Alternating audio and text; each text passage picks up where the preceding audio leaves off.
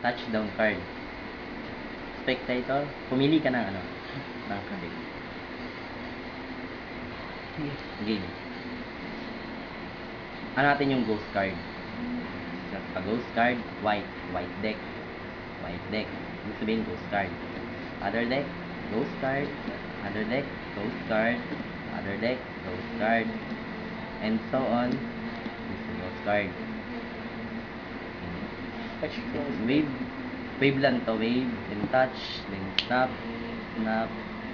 Color change. Color change. Game. Brainwave. Let's try it again. Try again. Another ulit. Spectator. Touch. This card, this deck, itong deck na to, wave natin, kaya natin pag-ibahin yung ano, color. Hindi naman. Blue. Blue deck naman.